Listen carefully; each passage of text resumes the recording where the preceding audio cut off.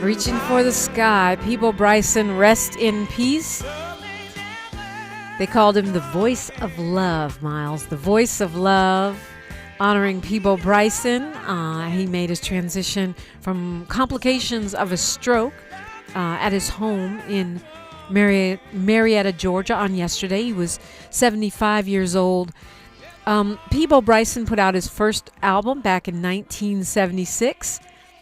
But he's most known, that was the disco era. But he's most known for his duets. Roberta Flack, Celine Dion, and others. The love songs and ballads. And, of course, the Disney songs. A Whole New World. Those songs put him on another level. He had a couple of Grammy Awards, and he had a lot of hits over the years. If Ever You're in My Arms Again, his number one, a solo effort, and just a long, soulful career. A Whole New World. I love that song. I know, it's corny, but I love that song. And you got to know that when Disney taps a soul singer like Peabo Bryson, they also have that range, right? They have that sort of classical range within a soulful context. So rest in peace to Peabo Bryson. Started singing at the age of 12 when he won a talent contest and went on to sing for the next 63 years of his life. What a powerful, testament to purpose. Who's on the phone with me? She might know a thing about Peabo Bryson. I don't know. She's president emerita of Bennett College for Women. She's a labor economist and one of the most renowned in the world. She's an author, a commentator. You've heard her on CNN. You've heard her you've read her in USA Today, Black Issues in Higher Education. Now she has her own newsletter, which you should subscribe to right away if you want to be one of the people that's not dumb in the dumb era. Dr. Julianne Malveaux, good morning. Grand Rising, Dominique. How are you? I'm blessed. I'm feeling like California dodged a couple of bullets last night. Yeah. How are you, Queen? I was up late trying to follow California, and I'm very grateful, that Karen will be in the runoff. And I don't know where they got this chucklehead head from. I'm of a different generation, so they say he was on some reality show. Why do these creatures keep crawling off of reality shows and try to get onto his ballot? I do not understand that. But Dominique, as I tell people all the time, I'm old, so there's a whole bunch of cultural stuff that I'm missing. Like CNN is doing a special on cage fighting, where people get cages, and I have just never heard of such a thing. I guess I don't watch enough junk. I was about to say, it's not because you're so-called old, Dr. Malveaux. It's because you are busy. You don't have time for cage fighting and reality TV. I mean, but it seems like a formula, right? I mean, what we're seeing in the LA mayor's race is very Trumpian. It's almost like he's following the playbook.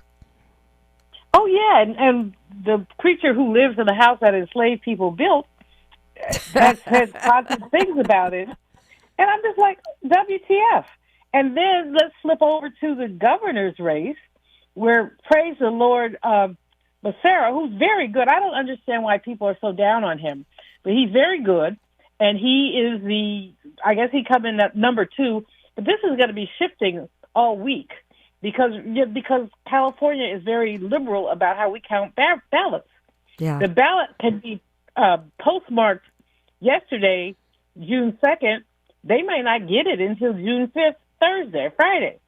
So we don't know what the dealio is, but I like the stark contrast. I do like Tom Steyer very much, and he's supported lots of progressive causes and spent $200 million trying to get himself into one or two positions, which didn't work. That should tell him something. Give the money to Black Lives Matter, dude. Break off maybe $50 million. You don't have to do 200, maybe $50 million, and give it to Black Lives Matter. But I'm glad that it's going to be a stark contest because in California that means that Xavier will win, and that's a very good thing. So I'm happy that California is California. Yeah, yeah, that's a great point. I don't feel like people are down on Becerra. I mean, he had a huge bounce, but he is, he is more. He's a Biden Democrat. I mean, literally, like he was the Secretary of, Health and Human Services. I think I think Becerra would make a fine governor. He would be the first non-white governor ever in the state of California, which is kind of stunning when you think about it. Absolutely. No, I think that people caught fire, and I think that that's good. And he is basically a Biden Democrat, and there are a lot of things we could say about that with Jill's book just being released. I ain't gonna read it. I promise I ain't gonna read it. Well, first of all, I ain't gonna buy it, but secondly, I ain't gonna read it. And even if they sit out excerpts, I'm like, Jill, take them heels off, put some slippers on, and sit down. Yeah. Just sit down. And y'all don't need the money. Y'all don't need the money anyway. So just sit yourself down. And I like her. I don't just like her, but I don't like all this excavation. Yeah. Especially of what happened 4 years ago. Okay, let it go. Let it go, and let's move forward. The longer we sit stuck there, the more we keep regurgitating, if you will, what happened, in 2024. And the regurgitation does not help us move forward. Regurgitation does not help us move forward. Somebody write that down. And then let's use it as a flashcard for the Democratic Party over and over and over again. The thing about it is people are saying, a lot of people are asking, why didn't Biden endorse Becerra? Do you think he'll do it for the general election? I think he should. But first of all, we don't know what kind of shape Joe Biden is in. True that. So let's just say that. He might start to endorse him and say something else. So, maybe it's best. It would be good if he did. It would be good for goodwill. It would be good for the Latino community. This would be the first Latino governor in California, and that's really very impactful given the size of the Latino population. But I don't know what's up with Biden. We haven't really heard from him, and maybe we shouldn't.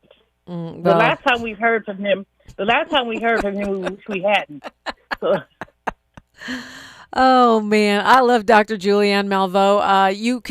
How do we sign up for your newsletter? Again, I want to make sure folks do that because we all need more information, especially when it comes to understanding the economy.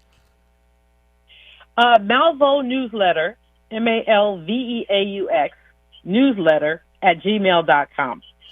And this week's newsletter is about Cuba because, as you know, I was with the Institute for the Black World in Cuba. One of your colleagues, Dr. Niku, he said I could call him Niku. I have to call his whole name. And he was a sweetheart. Everybody had to take care of me. I was a pain in the behind of the delegation because I'm still dealing with this arthritis. I had my cane, and I got a new cane that has 3 prongs on the bottom of it. I was resisting that cane because that cane is a sign of old age for sure. But falling is an even worse sign.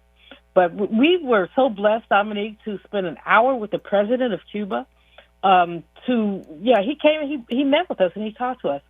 So just back from Cuba, and this week's newsletter is not only about Cuba, but I got 3 songs for people to listen to about the Bette Midler, Only in Miami is Cuba so far away.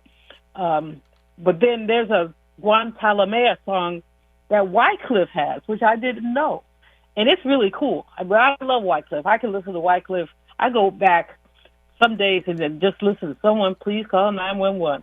Love me some Wycliffe. Love me some Peabo Bryson, too. So I hate that he has made his transition. But, of course, everything happens, in the Holy Creator's time. But, that voice, and like you said, the duets. Yeah. The duets with sisters. I'm shaking my head and smiling. I'm supposed to go to the 3rd floor and work on something. Before I go, I'm going to play me at least 10 minutes of Peabo before I go up the stairs. Get you some inspiration. We're going to continue our conversation with Dr. Julianne Malveaux. I know that for you as an economist, though, the devastation that oil and gas embargo and the tightening of the world's embargo of any kind of supplies coming in and out of Cuba has got to be painful and terrible to watch. So much human suffering that is completely preventable. Absolutely. This man is strangling Cuba. That's hands around their neck. Things are in very short supply. The brother who wheeled me in Miami, we landed in Miami, then they have a complicated, you got to get your luggage and recheck your luggage. And his brother stuck with me it took about an hour, and he stuck with me. And he was telling me his story. He's Colombian, but his wife is Cuban. So, every month he and his wife put a box together for his mother-in-law, with aspirin. They can't get aspirin there. Yeah. With Depends, because his mother-in-law is incontinent. Just the whole, and then they can either mail it, which it may or may not get there, or they send it through a broker, which costs them a couple $100. That's crazy. So they do it every month because they just can't count on. They've tried to move his mother-in-law to Miami, but there are so many complications, and they just probably really can't. I mean, and we can't move the whole island. To me, the fact that, babies are literally dying because hospitals don't have electricity because this administration has cut off the Venezuelan oil from coming to Cuba, and they're trying to stop the Russian oil. To me, that's just really like murder. It absolutely is. And let me tell you, I met a little boy. His name was Anthony. And we went to a community center, and he was talking to me. He told me I looked like his mother. Oh, it was cute. And I know, yeah. And I said to him, I said, honey, when do you go to school? He said, Tuesday, sometimes Wednesday. He was like 10 or 11. Tuesday, sometimes Wednesday. So Cuba once had a 90% literacy rate. Now, we have this whole thing called learning loss. We talk about it here in the States when kids don't go to school or are not intellectually engaged in the summer. But imagine you've been going to school 5 days, now you're going 2, maybe. That's so sad. The teachers can't get to school because of transportation issues. The kids cannot get to school. The parents don't know whether the schools will have electricity or not. I mean, just imagine not knowing when you're going to have electricity. But that little boy just stuck with me. And then we had a sister from our home area, from the Bay Area, who was at the medical school. And she was talking about how hard it was to just get food as medical students. And medical education in Cuba is free. So they have people from over 130 countries. They produced in just 20 years over 30,000 doctors. Some of them have gone to Venezuela and to other. They showed us a map of where Cuban doctors have been in Africa. And they are unapologetically claiming their African roots, although there's a whole other underlay about racism that we're not going to talk about today. Yeah, we could do a whole show on that. I was married to a black Cuban, so I'm intimately familiar with all of the various layers of that. But thank you for that report back, Dr. Malveaux. We're going to continue some election talk. I want to get your thoughts on the so-called affordability question and some of our national races. Trump finally lost one, praise God. All that straight ahead on KBLA Talk 1580. You can't fix what you won't face. And we face it every day. This is KBLA Talk 1580. All I need is one mic. With a KBLA Talk 1580 editorial, I'm Tavish Smiley. It's high time that we say the quiet part out loud about what we consider a disgrace, an absolute disgrace to the people of South Los Angeles. Destination Crenshaw, or as I call it, Procrastination Crenshaw, was supposed to be a 1.3-mile celebration of Black Los Angeles. Pocket parks, commissioned art, a cultural corridor along Crenshaw Boulevard, stretching from our studios in Leimert Park down to Nipsey Hussle Square. It was set to complete in 2022. That's right, 2022. We are now in 2026, and the Crenshaw community is still waiting. A grand opening was announced for February 2024, That date passed with not a single artwork installed. Then we were promised that construction would be completed by the end of 2024.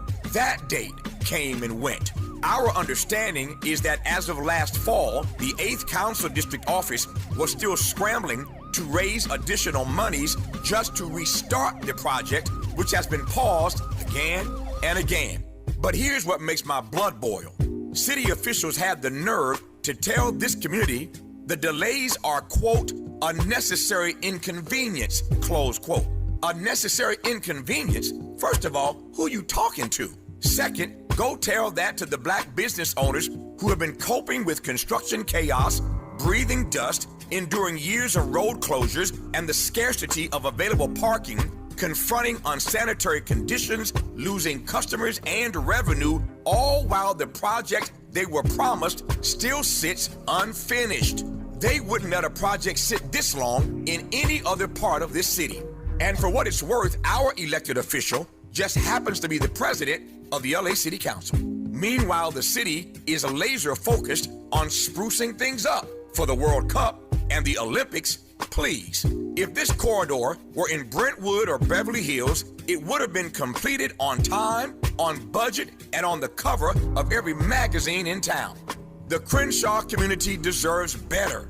They deserve the truth, and they deserve what was promised to them. Now, right now. Not when it's convenient, not when the cameras are rolling for the Olympics. Now. This isn't incompetence. This is a pattern. And at some point, neglect becomes a decision. With a KBLA Talk 1580 editorial, I'm Tavis Smiley. As always, we welcome your feedback.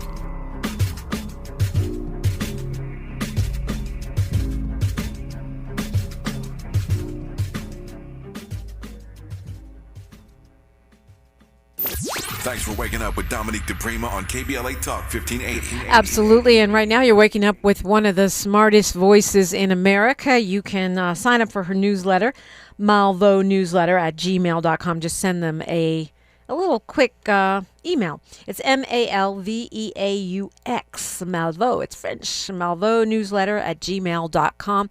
She's a labor economist and author and so much more. College president emeritus. So what do you make of the national picture? It seems like Trump he's been on a roll. You know, even though his approval ratings are really low, his candidates keep winning. Although his gubernatorial candidate in Iowa lost, seems like a really nice little bright spot, but generally he keeps winning, even though he's crazy and allegedly, apparently, seemingly crazy, and also has terrible approval ratings. Well, you know, he has created a culture of fear in the Republican Party. They're afraid of him, so he has canceled out folks like Louisiana's John Cassidy, others. He comes in and endorses Lottie-Dottie and everybody, and Lottie-Dottie and everybody wins. You know, he doesn't research him. He doesn't do anything. But we're used to this. We know this. His game plan is disruption, and that's what he's been doing. But he's been getting smacked around a little bit. The slush fund is gone. True that. Or it seems to be gone. Right. The judges have said, you can't do that. I think they're going to snatch back the exemption he got from his family never being audited by the IRS. I mean, who does that? But if you read Project 2025, and I know you did, and I did, a bunch of us did, he said he was going to do this. He has disrupted. Meanwhile, back at the ranch, I mean, the thing that I think a lot of people, when you look at Iowa, which is needs gas, needs imports. That's why the guy he endorsed didn't make it. And we're going to see a little. Yeah, go ahead. We're going to see a little more of it, but not a lot more of it. I mean, I'm waiting to see what happens with the midterms in terms of Congress. There are lots of possibilities, but we also know that what they've done with the Voting Rights Act is criminal, and there's going to be more criminality again and again. See, the thing about it, Dominic, is we've been down this path before. Right. We know evil when we see it. My trainer calls him the Antichrist. See, that's his thing. He said, "Can we talk about the Antichrist?" I'm like, "Not today, dude. Let's do some crazy." Yeah. But, well, I mean, you're right. We know what evil looks like, and it has a comb over. But the thing is, as you said, folks are still afraid of him. That's why I was surprised they pushed back on the slush fund. The acting attorney general, his former private lawyer, said they were going to keep the tax immunity. But you're seeing signs that that may go away too. Yeah, but I mean, others are saying this is unprecedented. You don't give anybody immunity for a lifetime for their tax audit. Yeah. I wish I could get that. Right? Don't we all? I mean, and not only him, his family, his businesses. It's like anything he touches.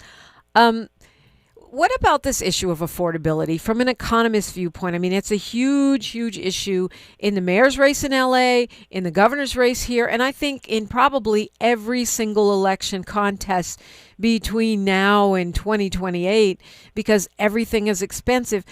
Are politicians lying? Can they really impact affordability? We know they can impact it the other way, because we've seen what Trump's tariffs have done, and his war in Iran. But can you put that genie back in the bottle? Can you undo where we are right now? No, I mean, the biggest issue for many people, for your basic middle class household, is inflation.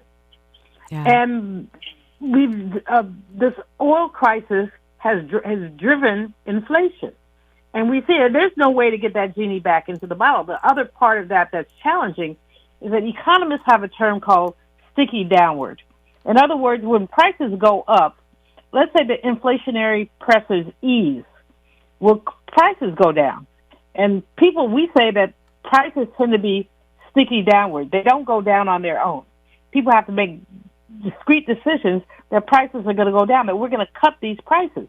Instead, what we see is not only real inflation, but also creeping inflation. Like if you go to the grocery store and the jar of mayo that used to be 12 ounces and cost, I don't know because I don't eat mayo, but using it as an example, 12 ounces and maybe cost $2.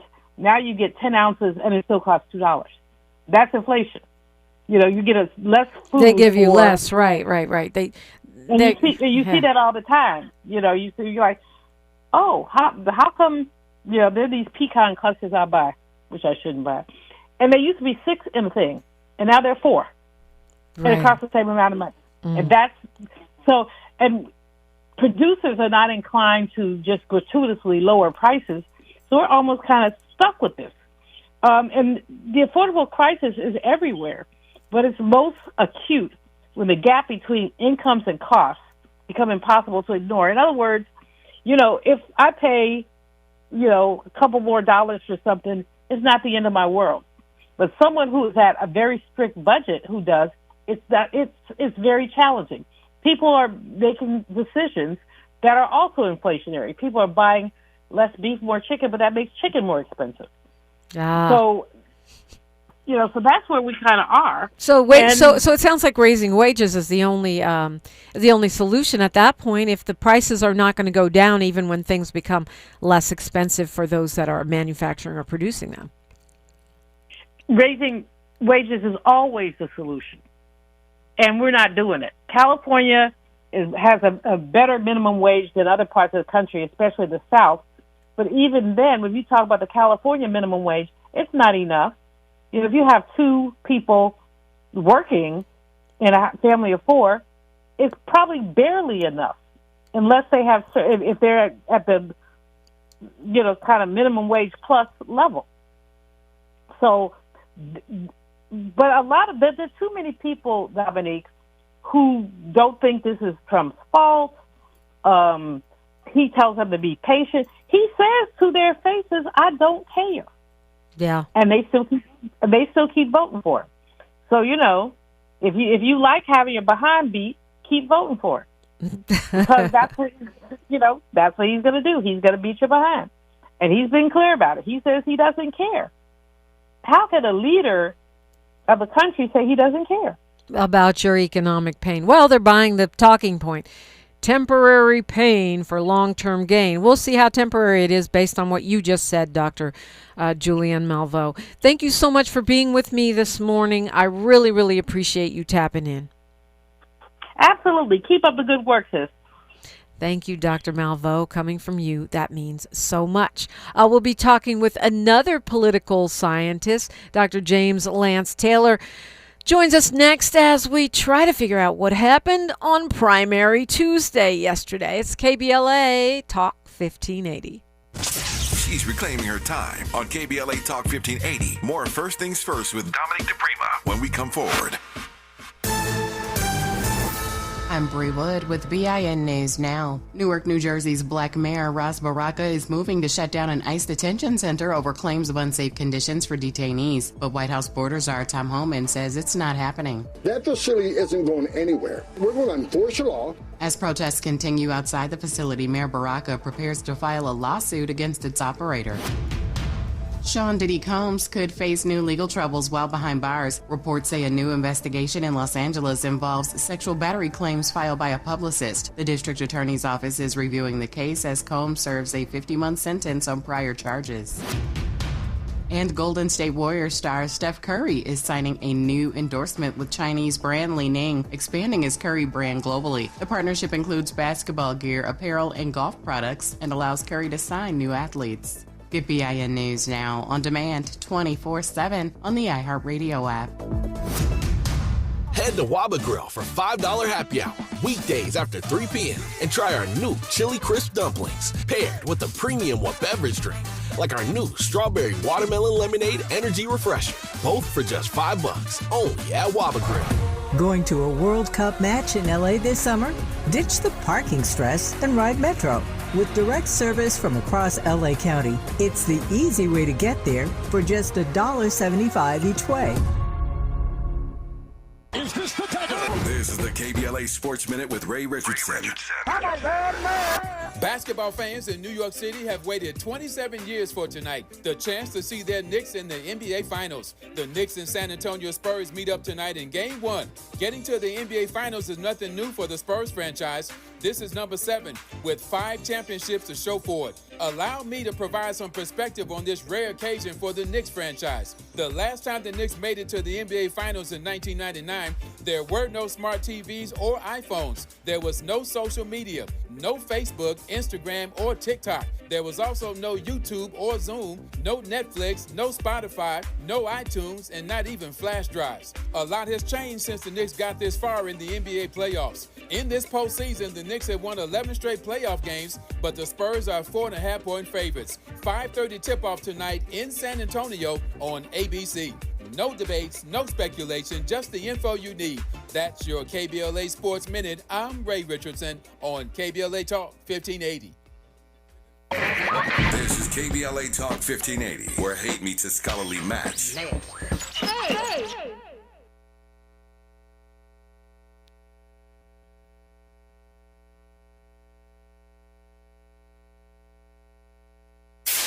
KBLA Talk 1580. We've got a lot to talk about. KBLA Talk 1580 connecting you with services and solutions. The midterm elections are upon us. It is voting season once again. Common Cause's motto is fighting for the democracy we deserve. In service of that goal, Common Cause puts its state and national policy expertise, massive network of grassroots supporters, and nonpartisan approach into action to strengthen our democracy against the challenges we face today. They work at every level of government on priorities that impact each of our lives, like defending the right to vote, limiting big money's influence on our elections, holding public officials accountable, and more. Common Cause is a nonpartisan grassroots organization dedicated to upholding the core values of American democracy. They seek to empower all people to make their voices heard in the political process. This election may be the most important one ever. If you'd like to make a donation or volunteer in service to the Constitution, please visit commoncause.org. That's commoncause.org. This is a community call to action from KBLA Talk 1580.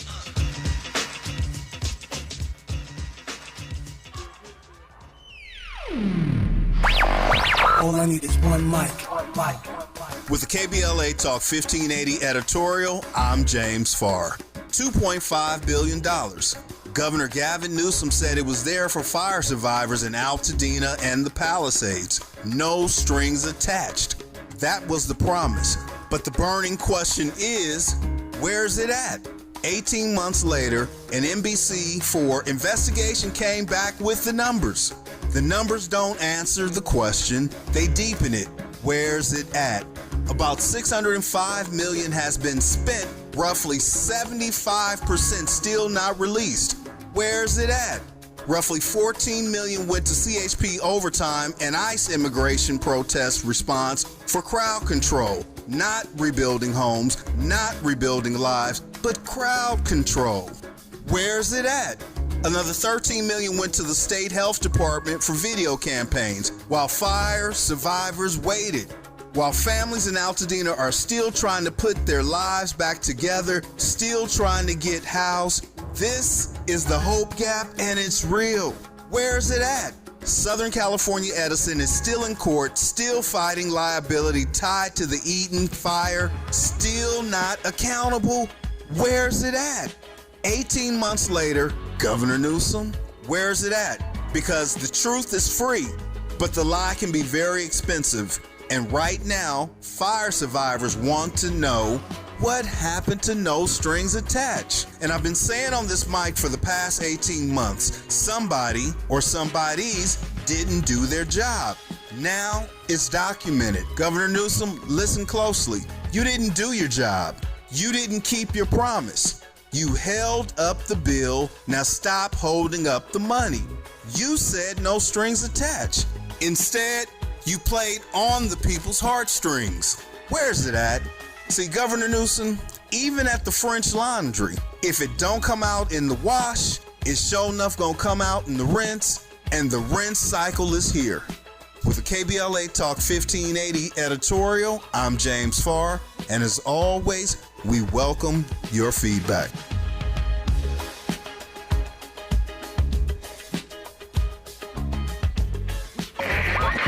KBLA Talk 1580, where hate meets a scholarly match. And you're getting a lot of intellectual firepower this morning. We have a professor from University of San Francisco. He's the author of the book Black Nationalism in the United States, from Malcolm X to Barack Obama, and a former president of the National Conference of Black Political Scientists, Dr. James Lance Taylor. Good morning. Good morning. Good morning, Dominique. We had primaries in 6 states last night. A lot of counting is still going on. A lot of counting is going to keep going on for probably weeks. What's your top line? What are your top line takeaways from last night's, from what we know so far? I mean, especially in California, there's a lot going on all at once. In the electorate, I think between the Democrats, among the Democrats, among the Republicans, and then there are the independents and those that are nonpartisan. And the way sort of Trumpism and MAGA plays out both in L.A. and in the governor's race in Sacramento here, and how that plays out in those other states that you're talking about. You would think in a state where Proposition 50 just passed, which was an anti-Trump proposition, there would be a landslide, rejection of all Trumpism. But we see that somewhere along the line, there's still support for this amongst mainly white, college-educated individuals. People have misread MAGA as a working-class, white, rural phenomenon. But MAGA has been in San Francisco since Trump ran in 2016. Trump gained a number of significant votes in San Francisco alone in 2016. So there's something that is resonating in the electorate, and I think what it reflects the confusion of now. The confusion of the moment where people may be strong on one position like immigration, but be otherwise a hard Democrat, and therefore will vote Republican on immigration, but otherwise will vote Democrat, say, on local propositions and things of that sort. So California is unique, but I think because it's the largest state, it's an important state with all of the money, and the media attention, even though it's very different than the rest of the country is in California. And so when you're looking at the phenomena of how, what are the implications for the national implications of the elections last night, we're seeing that MAGA has some staying power in the big blue state of California, and that does not bode well for Democrats going across. It's interesting you would say that, because I've seen data that shows that, white Americans without a college education, all Americans without a college education, are more likely to vote for President Trump. But if you look at the way our mayoral race is unfolding here in the city of LA, with the rise of Spencer Pratt, who's got, Trump's graces, and he's got the tech bros, the MAGA tech bros, donating to him. It is the angry, sort of the white grievance vote. A lot of those folks are quite wealthy.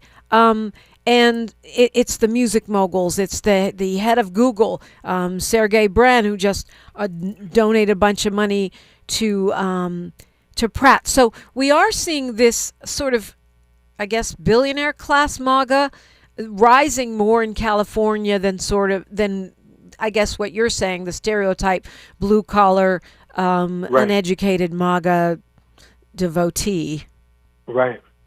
Yeah, and I think that is important up here in Silicon Valley.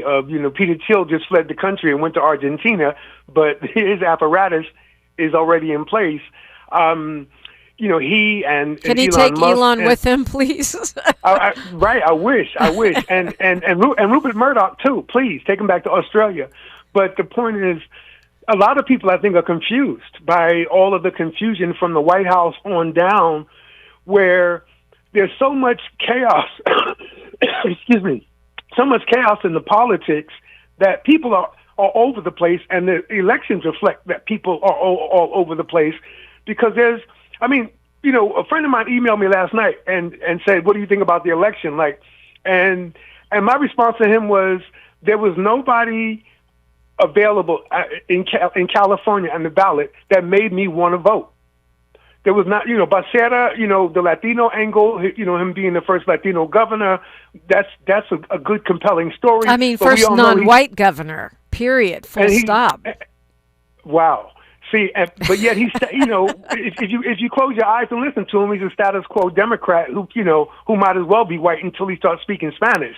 But in terms of his policies, they are as distilled as Al Gore's, or they're empty. In other words, at least Steyer was talking about a single payer system. That's at least pushing the envelope. But Becerra was in the back because he was boring and he was, status quo, and that's not the mood that people are in. The Bernieites, the Steyers, and the MAGAs are speaking more coherently than the status quo Democrats. Becerra benefited from, I think, a panic that happened in the electorate at the last moment that consolidated behind him out of fear that they might end up with two Republicans at the head of the ticket. And Swalwell, the implosion of Swalwell, definitely. Oh, absolutely. But also, I think, and I could be wrong, I'd love to hear your thoughts on this, that we also may be ready for a less flashy governor, because Gavin Newsom clearly wants to be president. People think he's handsome.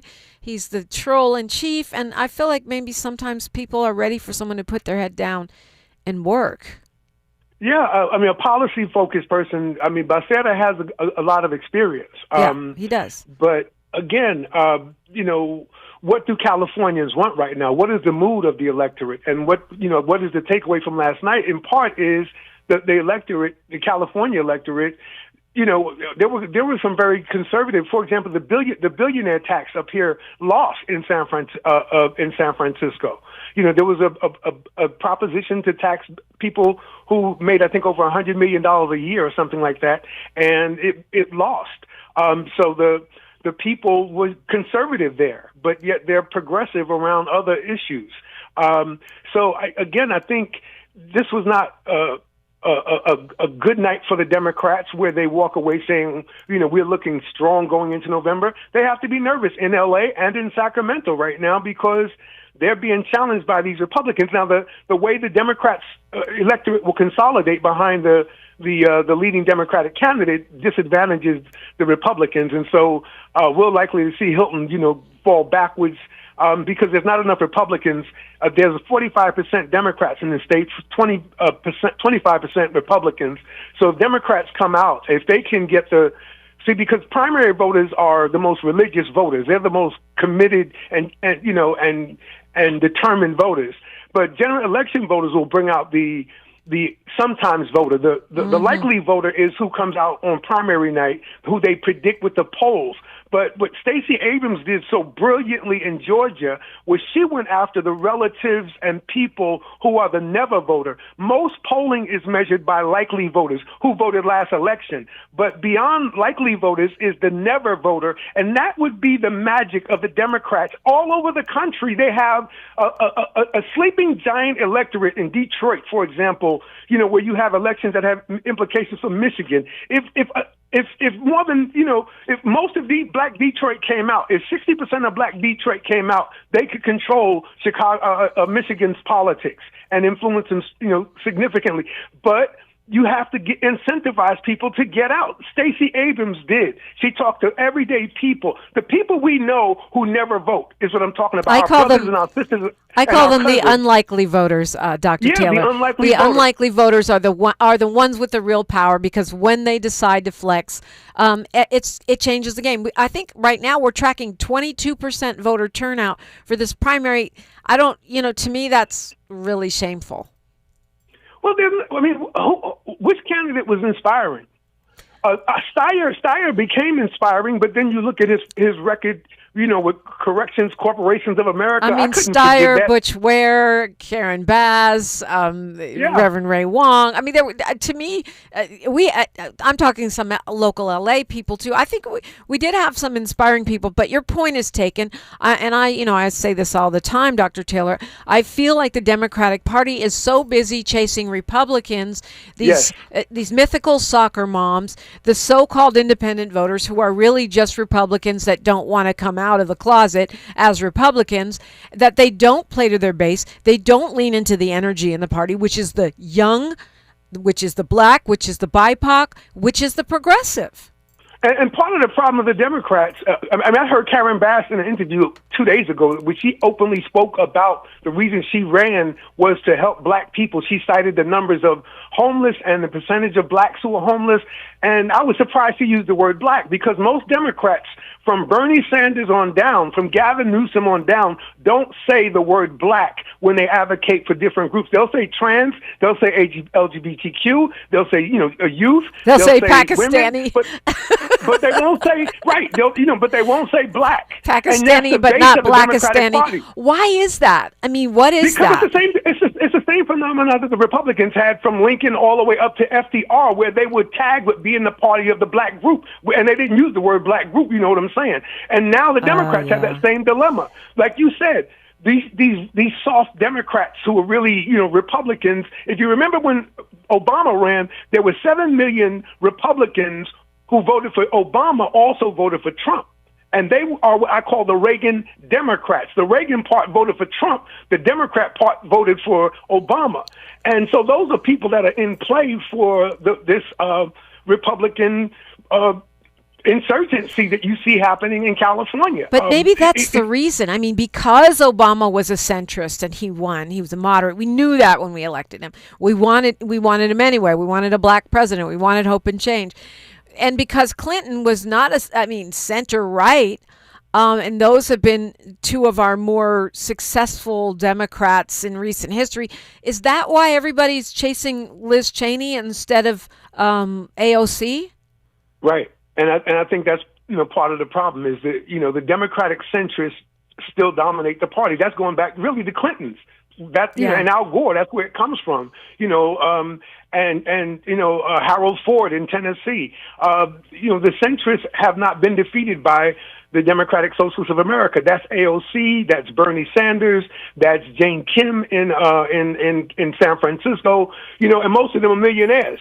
Bernie's a millionaire socialist, and so is Jane Kim up in San Francisco. And it's like, okay, how socialistic are you really if you're a millionaire socialist? And then Steyer comes along with the same language and the same energy as Bernie all of a sudden, but then you look at his record and he's having to apologize for getting rich off of investing in mass incarceration. But to be fair, he divested in 2006. I mean, I think any politician has some BS in the woodpile if we go digging. To me, the question is he going to stand on those policies? Even a billionaire or a millionaire could have good policies. The question is, will he really do it, or is he just talking the talk? To me, that's the question. Yeah. Right. I mean, I look at the consistency of my own life, and there's nothing like that in my past that I would have to fix 20 years well, later. Yeah, you know what I'm saying? Like, same, I've invested in some bad investment, and then I'm going to say, oh, I made a mistake. It's like, no, you wanted to run for office, and you had to clean it up. Well, but he divested in 2006, which is 20 years ago. He's running for office 20 years later. But we'll continue the conversation. He ran for president, didn't he? Yes, he did run for president. Okay, so 18 years later. We're talking with Dr. James Lance Taylor. He's giving us some insights on what's happening with these elections. We'll continue the convo when we come forward on KBLA Talk 1580. More of First Things First with Dominique DePrima when we come forward. For communities impacted by the war on drugs, cannabis legalization was supposed to create opportunity. But too often, people entered the industry without the information they needed to succeed. This Thursday, LA County Office of Cannabis Management and Life Development University are bringing together professionals from the cannabis industry for a free educational workshop focused on retail, delivery, and testing. You'll hear from people doing the work every day, not consultants, not influencers, but professionals who understand the opportunities and challenges firsthand. If you've ever been curious about cannabis careers, business opportunities, or how the legal market actually works, this is your chance to ask questions and get real answers. Join them Thursday, June 4th, 7 p.m. at the Beehive in South Los Angeles. Free admission, limited seating. Register today at lacountycannabised.org or call 323-747-6728. That's 323-747-6728. The California Crusader newspaper would like to thank all of our subscribers for their support throughout the years, proudly serving the South Los Angeles and South Bay areas for more than 40 years. The California Crusader is a multicultural, black-owned, adjudicated newspaper that focuses on providing newsworthy information to the people in our community.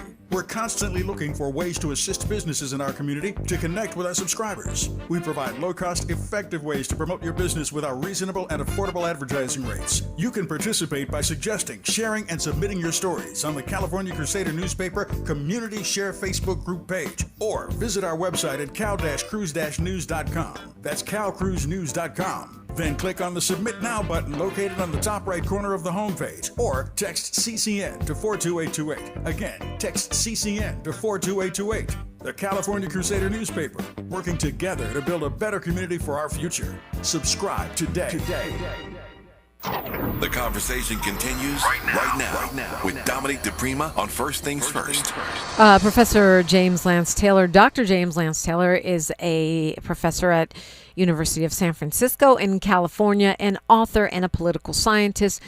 You said, Dr. Taylor, that you saw some, red flags for Democrats in last night's results in California because the MAGA movement seems to have so much traction with what seems like maybe when the votes are done being counted, Hilton in first or second place for governor and Spencer Pratt in second place for mayor of LA.